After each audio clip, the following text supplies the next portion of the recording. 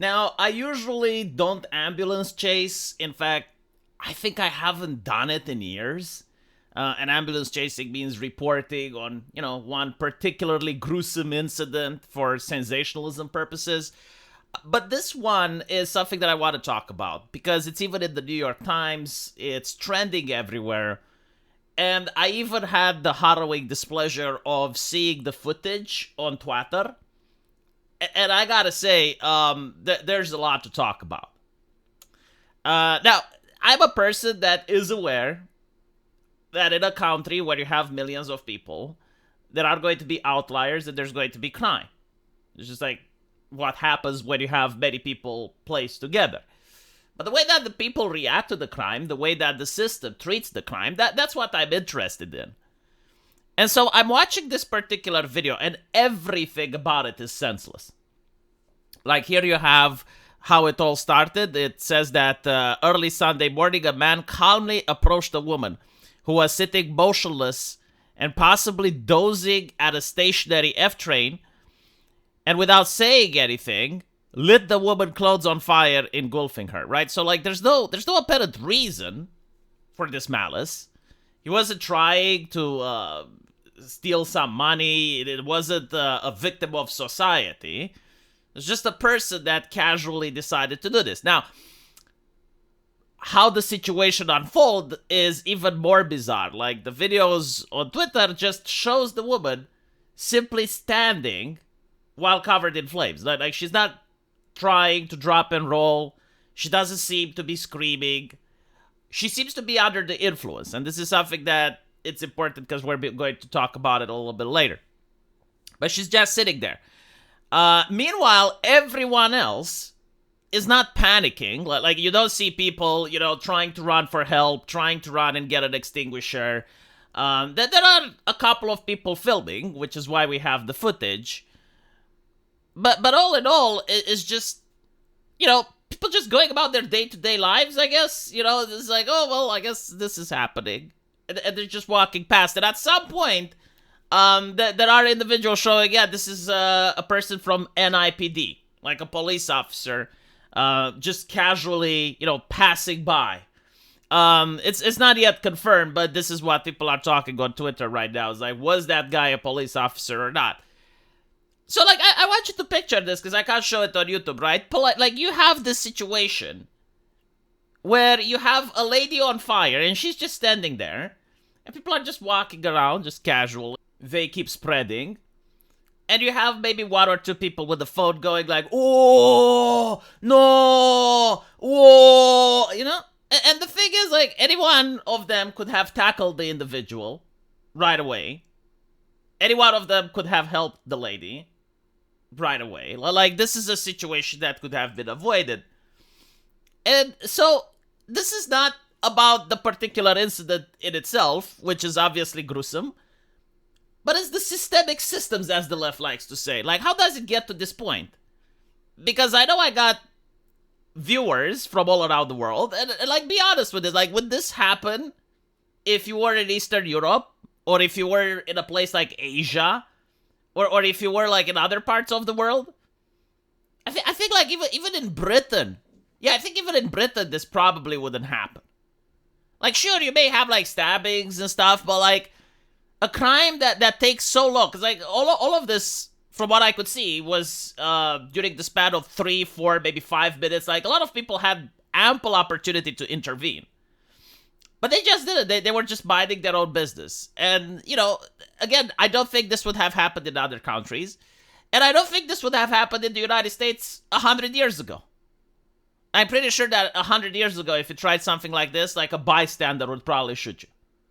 Correct me if I'm wrong. Like, I got Americans, right? Like, how was New York 100 years ago? Like, what was the legislation there, right? Like, people could carry, couldn't they? And I think, like, if you saw something like this, like, another person's life is in danger, and the other person is, like, there trying to fan the flames, like, I think that would have been legal for any type of citizen to take down the threat and save a human life.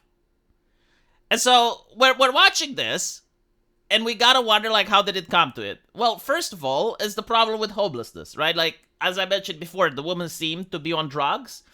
I don't know what drugs she had, But the ability to just sit there while you're on fire is probably some nasty shit. So it's the authorities' fault for not taking the drugs off the streets. And again, like, this is a systemic problem. Like it's to the point where everyone just kind of expects it. I want to point out that in Eastern Europe, we do have our own problems with drugs and stuff, but it's not that bad.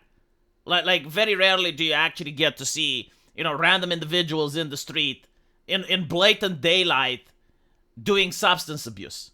Like, I'm not saying it doesn't happen. Like, maybe it happens in the capital, and maybe there are some big cities where it happens, but it's very rare. While in the United States, I understand that's a lot more common. So, like, the drugs are the first issue, right? Like, the fact that the lady was there because she was homeless.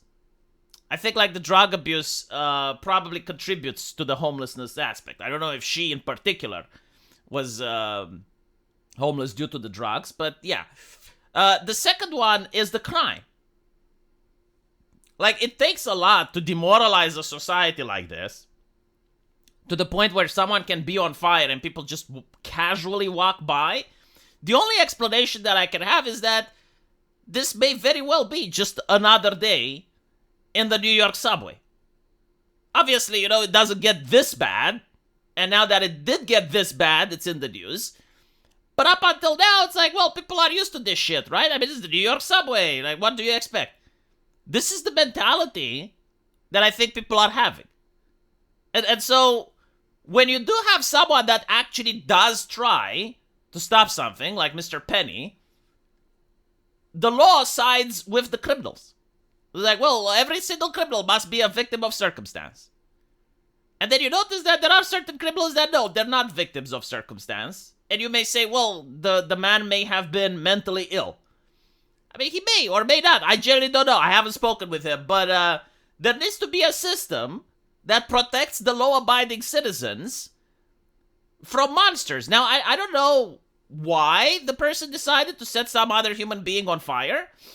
But whatever the decision may be, mental illness or not, like, you need to separate this person. And, usually uneducated people will say, well, they need treatment. And I agree, they need treatment, but what if no treatment exists? Like, the idea of mental illness has been romanticized to the point where, they believe that if a person has a mental illness, he can just be treated.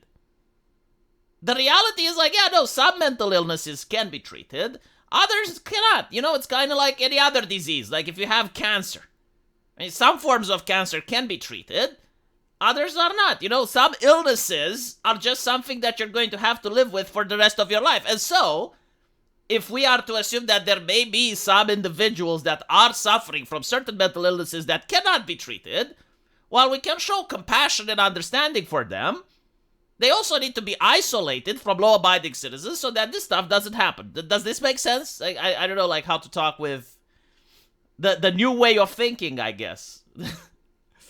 America used to have mental asylums, by the way. They shut them down. The problem is they didn't replace them with anything. I don't know, like, what happened in the United States mental asylums, if they were good or not. Like, I know that the Soviets abused mental asylums and they started locking political dissidents. So I get that there is a stigma and there is a reason why mental asylums by themselves are a dangerous thing, right? Because you're locking a person up not because they committed a crime, but because a doctor suggested that they should be locked up. And then you can't have a lawyer, you can't have anything, right? So, like, they're very easily prone to corruption. And I get that. However, a different system needs to come out. I don't know what that is. And honestly, like, this other idea that every mental illness can be treated, not always the case. Not always the case. I mean, there are people that, for instance, they can have brain damage, and then they can have a complete societal disinhibition. Like, they generally don't care. They can walk naked in the street. They feel no shame. They feel no remorse. Like, it happens. And so, like, for them, like, there's no treatment. I'm just giving you one example of the type of person that can have a certain mental illness that there is no treatment for. But while I do have compassion for them, and I understand that it's a bad situation, like, the rest of us that just want to go about our daily lives without seeing people set on fire, well, there needs to be a certain solution. Usually a separation, right? Like, this is what mental asylums were for. It's like, okay, well, place them with somewhere where they get fed, they get clothed, they get the understanding, the compassion, and the psychologists to try and see if they can fix them. And, like, what else can we do? At the end of the day, like, the idea that people can be set on fire, to me, it's a lot more concerning than the criminal himself. And by the way, like, I'm pretty sure, I'm willing to bet, I may be wrong, but I have a feeling that a lot of these mental illnesses are caused by the drug addiction.